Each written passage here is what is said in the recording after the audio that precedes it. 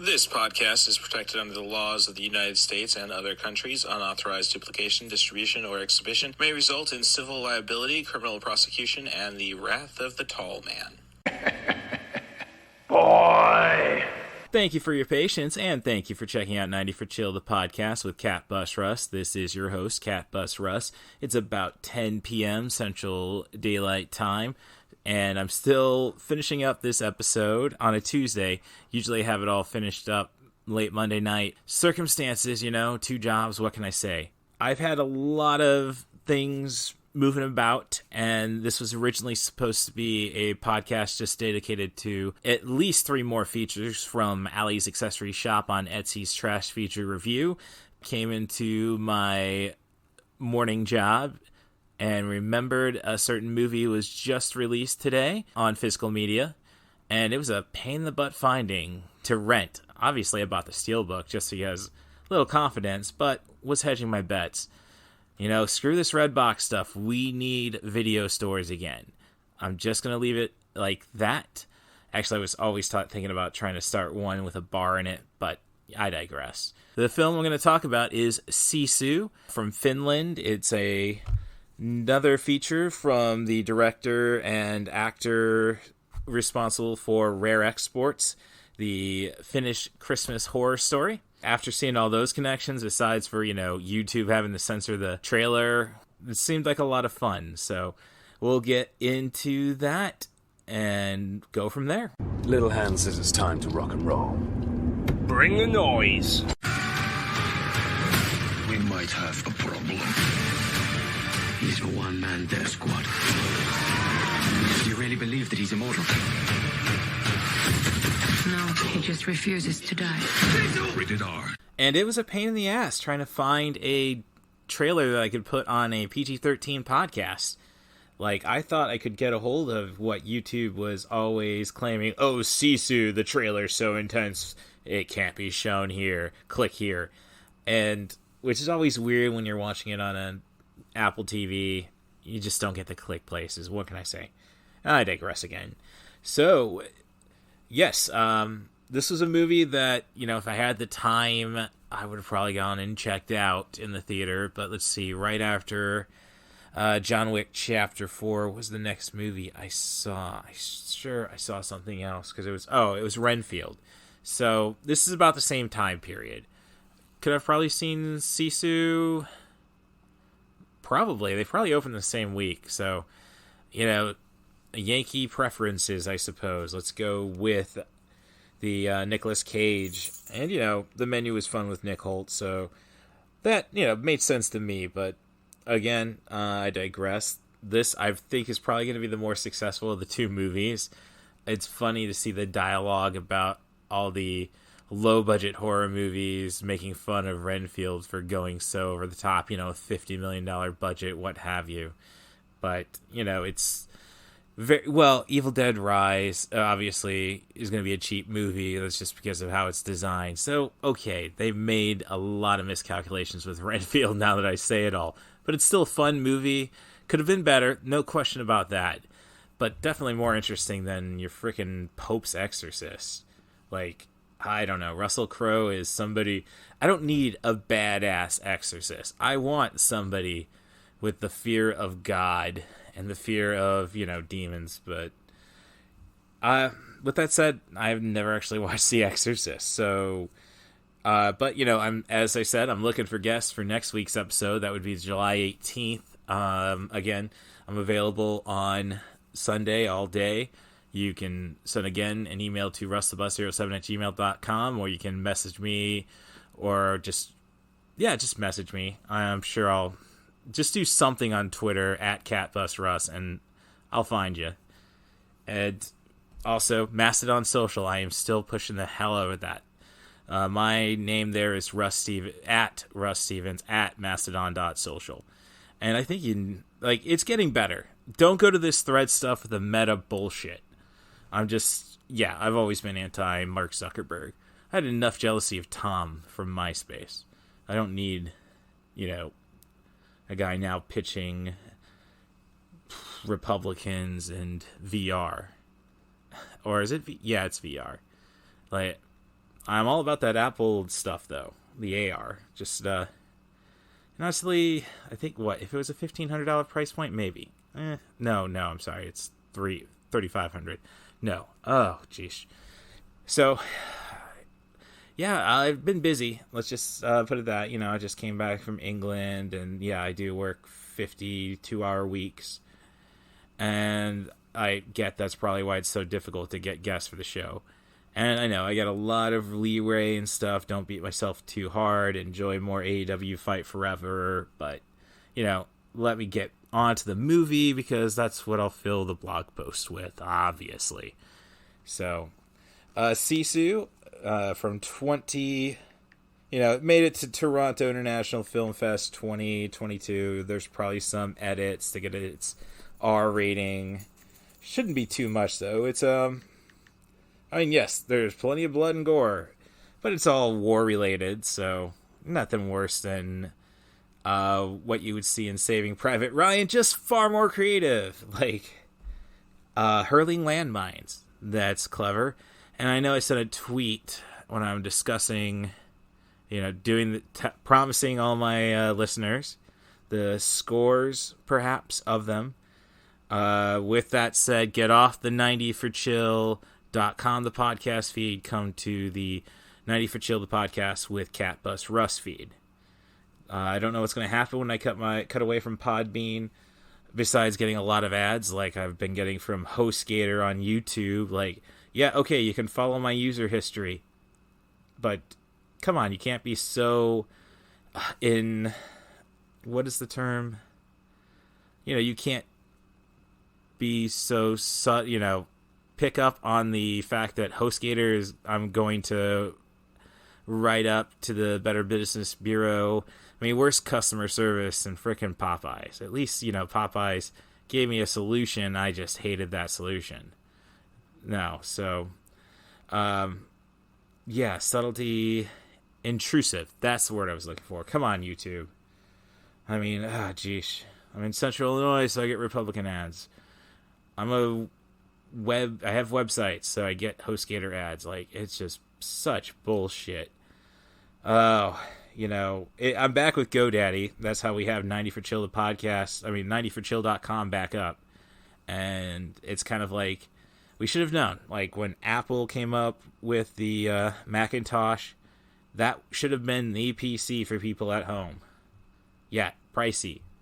80s. I mean, really? Like, and, when I've gone to smartphones, iPhone is better than Android. Learned that. Should have always learned that. Should not have spent my time with the Samsung. Again, if somebody invents something, that's the people to trust, I suppose.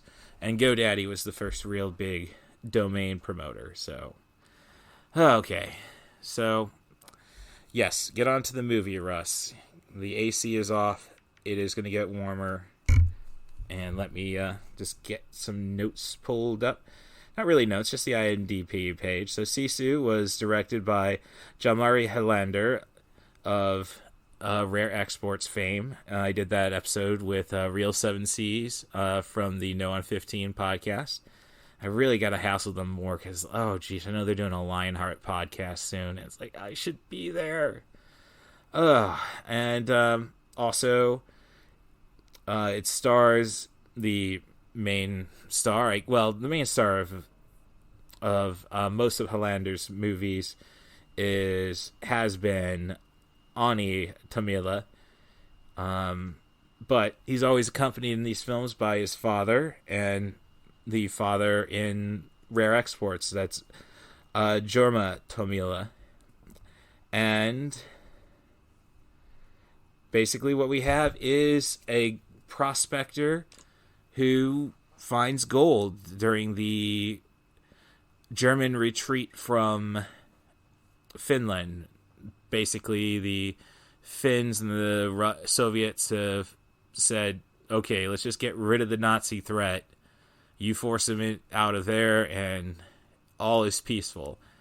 And you can sense in Rare Exports, not so much. And, gosh, now, sharing a border with those those Russians, because I'm not going to blame communism. Putin's not a communist. The Tsars weren't communists. Just don't trust the Russians, I suppose, and I'm not going to take that one back. Oh. And too bad I don't have a disclaimer, though, on this one. Context warning, what have you. So he is a prospector, as I say, just searching for something as the retreat's occurring, and he just finds gold. So him and his... I don't know if it's a one-eyed dog, but it's just weird because I've been watching Hawkeye. I thought it was a great series. I don't mind the Marvel television series. I haven't found one that I didn't like. But you have Lucky, I think, or is it Pizza? I don't know what the dog's name that Kate Bishop had, but I know it was a Cyclops. So him and his dog and then their horse are trying to get to the closest bank, which is, 543 miles away from them, to change this gold over to bills. And, of course, he crosses the Nazis who are retreating. And when some arrogant Nazis decide to push the old man around and discover his gold, with nothing to lose, our hero just wipes out a small unit, but with the discovery of gold and knowledge that there's nothing but tragedy when, with World War II soon to conclude, a SS Death Squad leader decides he's going to get that gold and kill our protagonist. Little does he know, though, that the Germans don't want to deal with this prospector. The Russians are deadly afraid of this man. He lost his family in the war with the Russians, and, once the alliance with the Nazis was off, he just disappeared.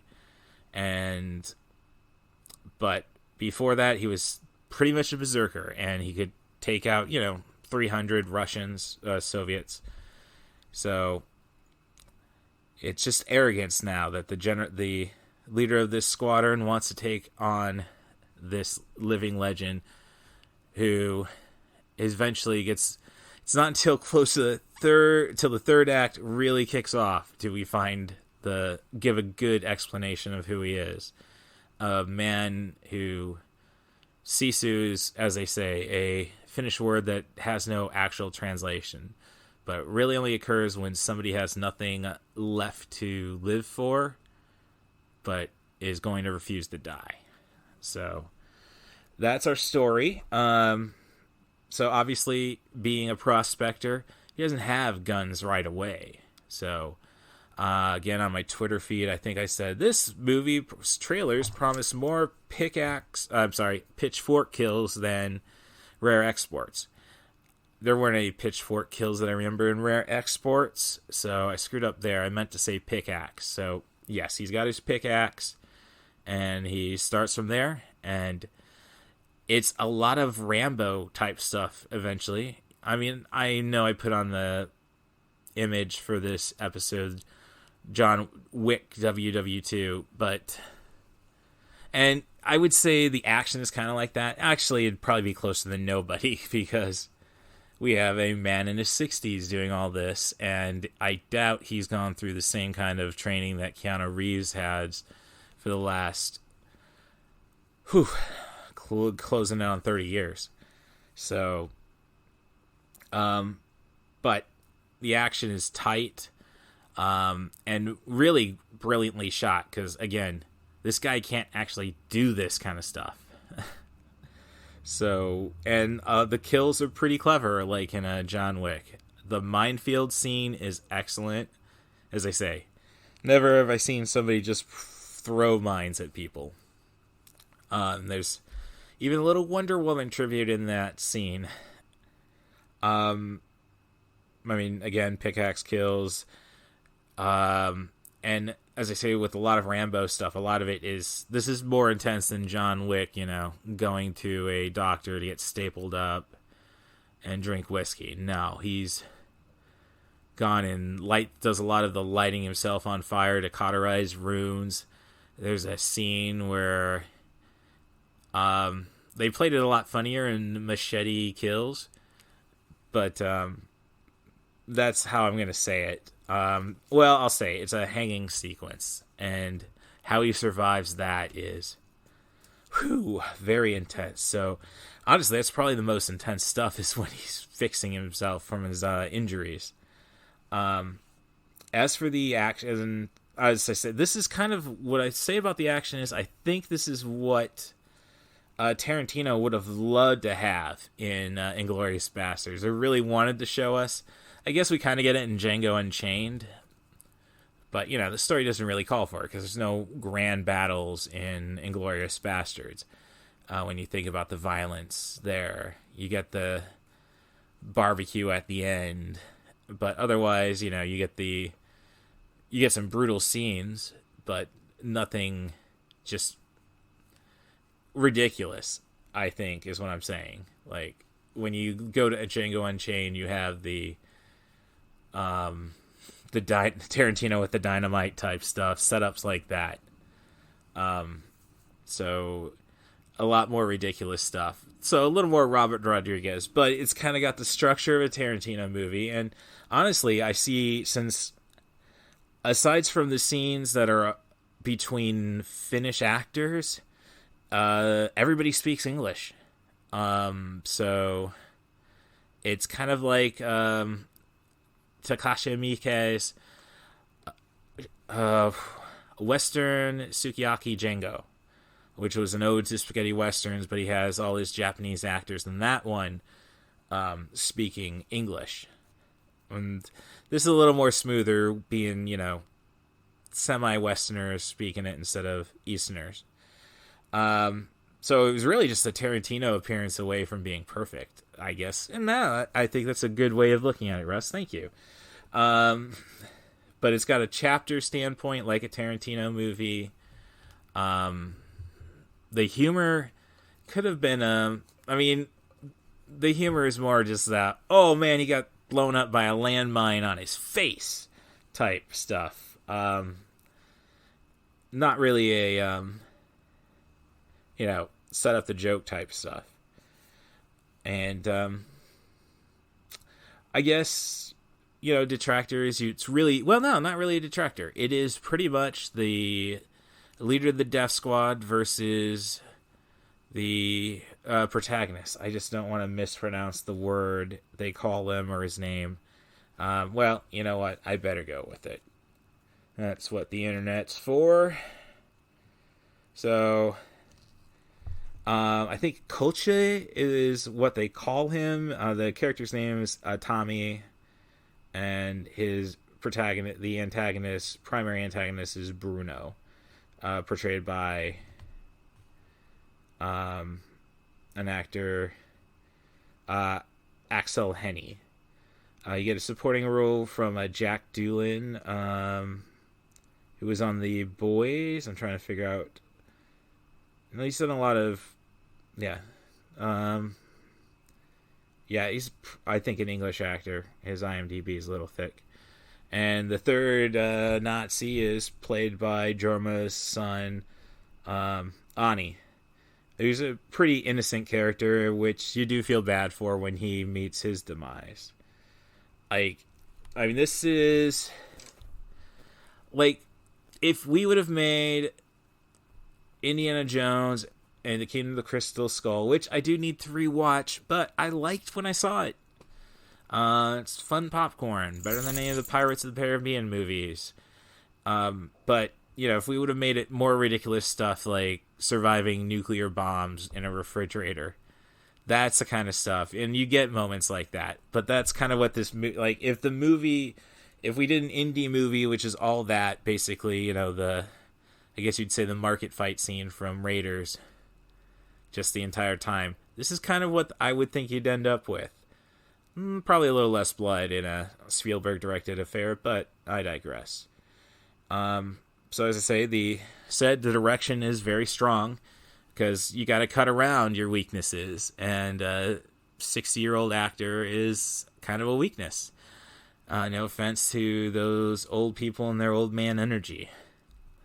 So that is that there.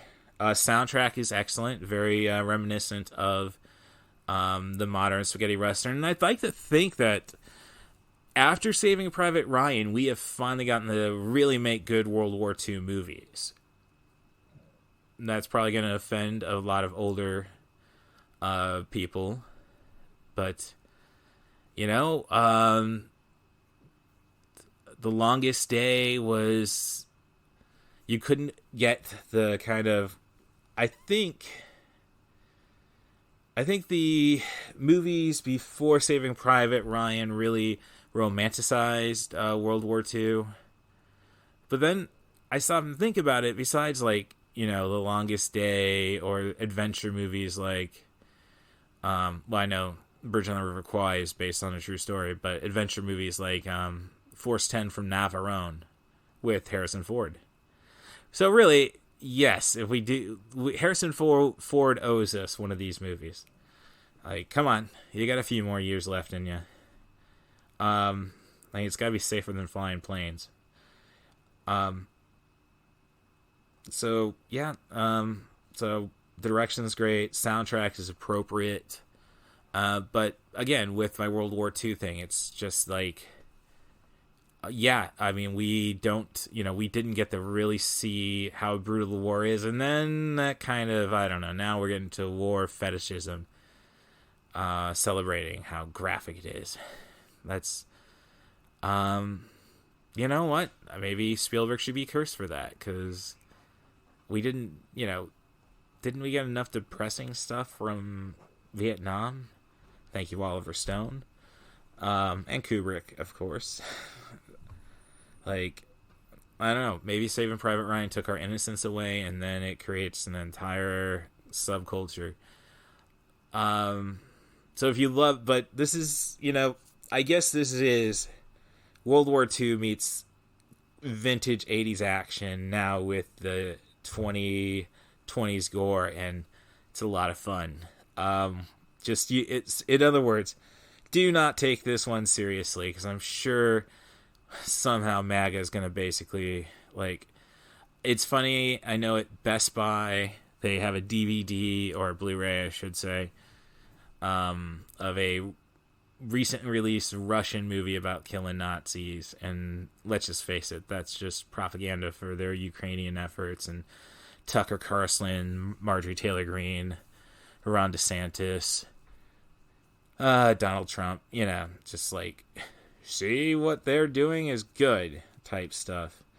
But, you know, that's just the age we live in. I'm surprised I've been able to go on for about 20 minutes on this.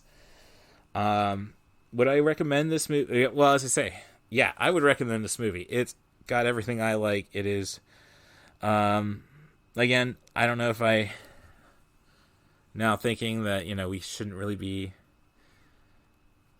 well, I mean, take it as fantasy. Inglourious Bastards, it was total fantasy, so if you take it as that, don't worry about, geez, are we really, why do we, you know, really playing up World War II like this? But then again, I think it was the last fantastical war. So, darn it, Saddam and, you know, the Taliban, get mythical on us. You know, we want to go indie on your asses. That's, you know, that's the, I guess the key.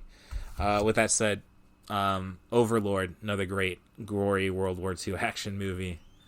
So, I don't know. I'm going to have to really look back in the World War II movies, because as a kid growing up in the 80s, it's like, oh yeah, we're going to watch this stuff with Grandpa. And now it's kind of like, geez, Grandpa went through a lot of stuff. Should I really be watching this? So, otherwise, next week I'm going to start what I said in the title of this episode, the prelude to MCU Next Tuesday. As I say, I was watching Hawkeye to pretty much try to catch myself up with my main Avengers before I start diving into the movies. So I'll be watching Black Widow next week, and I'll report on that. And it's kind of nice not having the responsibility of, what to say, unnecessarily trying to form a movie marathon for the Six Raven movie house from my Tombstone, Sam Elliott episode with Andrew Couchman Bakes TD. Because if Black Widow's not a great movie to close out, then it's kind of a wasted trip. I wouldn't want to make people do this. Do go to the theater to see a couple questionable ones, one classic, and then 2.5 hours of something that I don't know if we need less superhero movies. I just don't like people being assholes saying it's gotta, let's just get over it. No, because I think the money says that it's still quite profitable. You cut back on the marketing, Disney will figure it out. They will figure it out. It will keep going. But it's nice to have, I think this movie may have been 25 million euros. So let's say $40 million. I say anything below 50, let's cheer it on. So that's where I stand there. So regardless of what happens next week, there will be MCU Next Tuesday. And I'd, again, love to have a guest on the show. Get a hold of me, and we can talk about anything. It's just a matter of how much work you want to put into it. You want to talk about Amadeus? We're going to have to talk about other movies, but we will get there. Like we did with Tombstone on the Sam Elliott episode. I think that's where I can wrap things up. Thanks again for coming to the show. Really appreciate the support. Again, get off the... so if you look at the one with the real 2D, just flat cat scratching at a ninja movie logo, get off of that feed and come to the brilliantly done AI cat holding a reel of film screaming at you feed. So not 90forchill.com, the podcast. It's 90forchill with the podcast with CatBusRuss. That's what you want to listen to. So Spotify's a great service, at least when it comes to podcasting. I still listen to Apple Podcasts myself on that. Rate and subscribe. Give us those 5-star reviews. Be as honest as you want in the review. I will take note, and I think I've always gone and tried to improve upon that. So, yes, that means I get pushed around by the the poetic critic from Peoria a little more, but I'm trying. Yep, so follow me on Letterbox if you want to get an idea of what could be coming up on the podcast. My username there is CM Darth. That's C as in cool, M as in movies, Darth as a Sith Lord. And all I have left to do is, thank my kitty post model, Ava the Queen Kitty, but more importantly, thanks Stacia Hardin for keeping an eye after me the past 19 years. I hope she's doing the same for everybody else she touched in her life. Makes me think, if there's some vengeance opportunities for her, I'm all for that. But I hope she is distracted more by the one-eared angel, Skimble, and is just squeezing the ever undead hell out of him. He'd appreciate it. Don't worry about Skim. So with all that said, thanks for coming to 90 for Chill, the podcast. I hope somebody out there is going to be my guest next week. Again, email russthebus07@gmail.com or contact me on my social media, Twitter @CatBusRuss and Mastodon as Russ Stevens @mastodon.social. Thanks again for coming to 90 for Chill, the podcast, and have yourself a wonderful week. Can I hear a wahoo?